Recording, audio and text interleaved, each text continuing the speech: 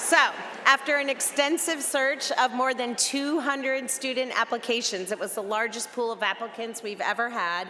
We are so excited to have with us tonight the 2026 scholarship recipient, Miss Sarah Cantwell.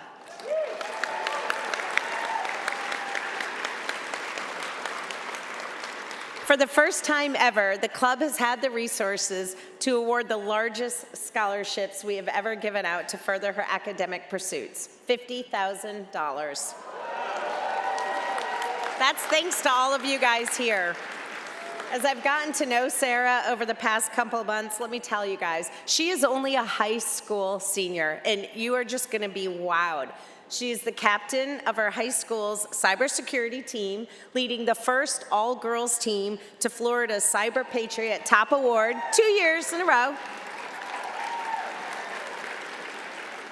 She is founded and currently leads the school's mock trial team, transferring that inaugural team from last place to the finalist in Orange County's 9th Circuit competition. She is the team lead on the ISS rideshare project. She codes sensors and collects vibrational data aboard the International Space Station. Didn't you all do that when you were in high school? Yep.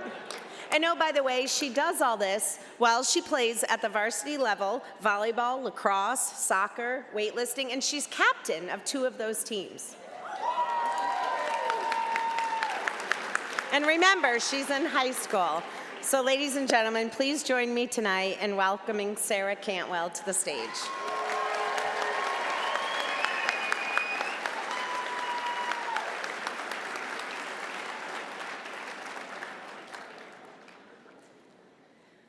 When a random number, 571, called me from Virginia, I thought it was spam and didn't pick up. Megan Allen left me a voicemail saying that she was with the National Space Club and Foundation, the president, in fact. Naturally, I panicked and called back immediately. She didn't pick up, she did pick up, and then my phone glitched and canceled the call 2 minutes in. It was a whole mess. Finally, we connected, and she told me I was a finalist. I was ecstatic, but my next thoughts jumped to, what could I possibly have to say to people who have already done what I want to accomplish? What could I have to teach to people who are exactly where I want to be? So I did what any reasonable person would do.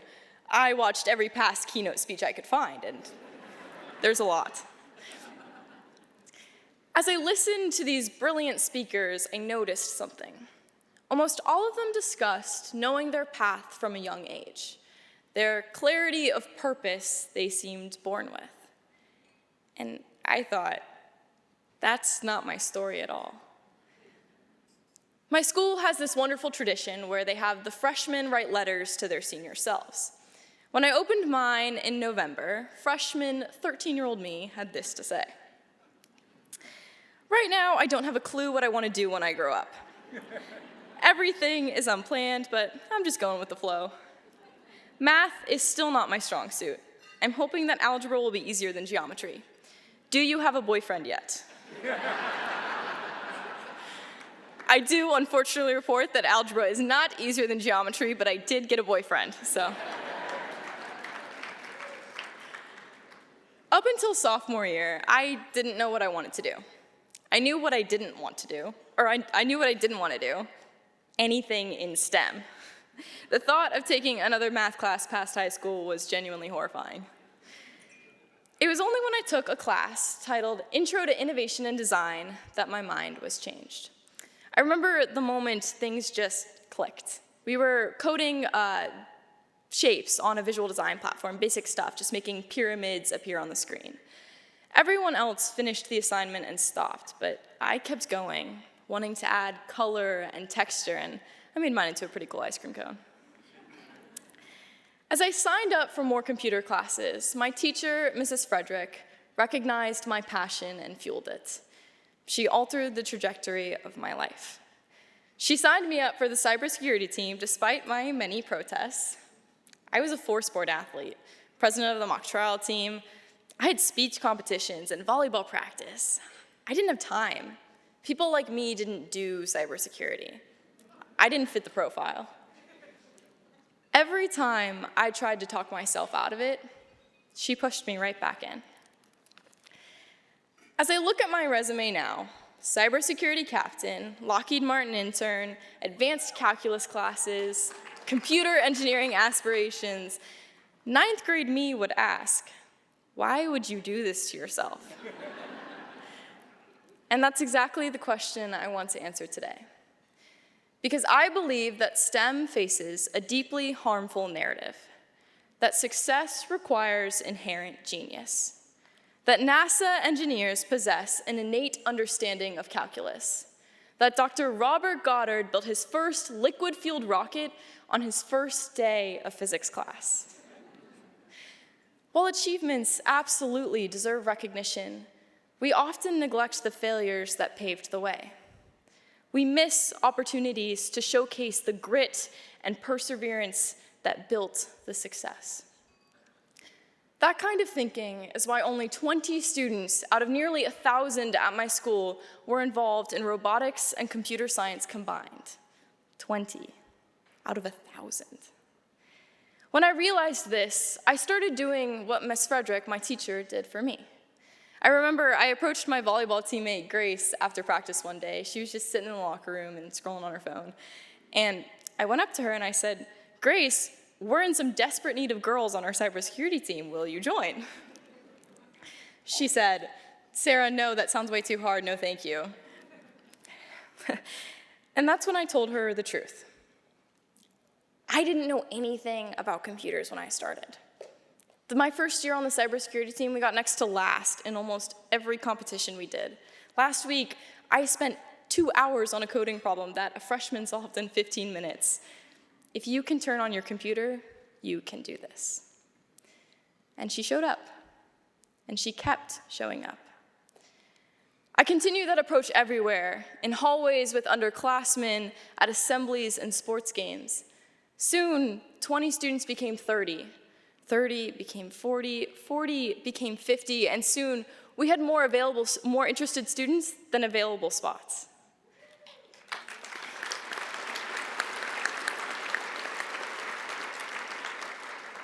Peers who had never considered STEM, like Grace, showed up. Not because they suddenly thought they were geniuses overnight, but because someone was there to encourage them to learn, just as Ms. Frederick had encouraged me. After discovering my passion for STEM and space, I was selected to participate in the International Space Station Rideshare Project. It's a fancy name. Developing sensors and collaborating with schools from South Africa taught me that nothing about space exploration goes according to plan, especially not on the first try, or even the fourth. The high-altitude balloon we launched off of the Cape of South Africa landed hundreds of miles off target. We thought everything was lost. Recovery teams found what was left of it in the ocean 3 days later. Half was a pile of scrap metal. We went back to the drawing board, needless to say. A year later, we launched another balloon in New Mexico. And due to the knowledge we gained from the failures we endured, it was a success. Now, you may be wondering why I just spent the last few minutes standing before what may very well be my future employers, colleagues, and mentors, highlighting what didn't go smoothly, rather than listing off a perfectly polished list of achievements. That's a risky approach, and I will admit, somewhat terrifying. But I do it because I firmly believe that success is built upon failure. Yet when we share our stories, often in settings like this, we strip out the messiness. And I understand why. Nobody wants to look incapable. It might feel unprofessional or undermine credibility. Why highlight the weaknesses we worked so hard to overcome?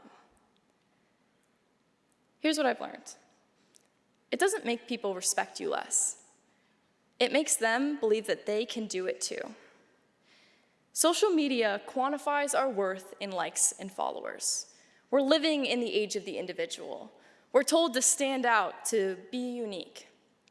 And in that race to distinguish ourselves from everybody else, we miss opportunities to connect and collaborate. And those are the most powerful tools we have as humankind. The question, why does space inspire me, was posed as part of this scholarship. To me, space demonstrates that nothing meaningful happens alone. No mission reaches orbit because of one person. It works because people are willing to admit what they don't know, encourage each other to keep learning, and persevere together. Whether you were lucky enough to know exactly what you wanted from childhood, or taking a little longer to figure it out, my challenge for you remains the same. The next time you present, include the failure. Share the whole story. Everyone in this audience has already learned that failure is necessary. That's why you're sitting where you are. Now I'm asking you to teach it.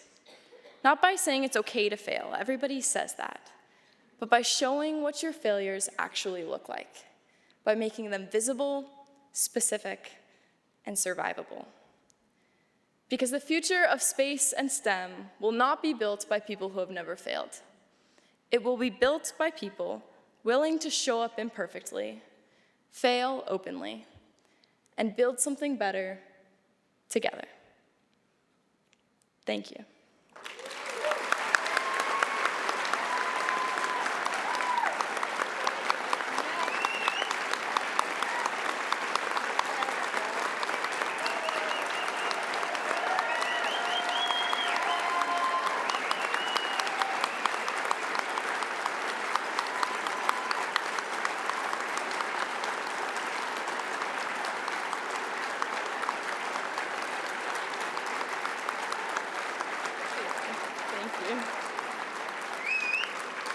I would just like to take this opportunity to thank the Space Club and Foundation for this wonderful, wonderful opportunity, and especially Megan Allen.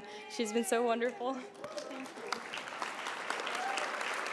And to my family in the audience, my grandparents and my sister, I am so grateful for you. And to my parents who unfortunately could not be here, but I would not be the person I am without you both, so thank you.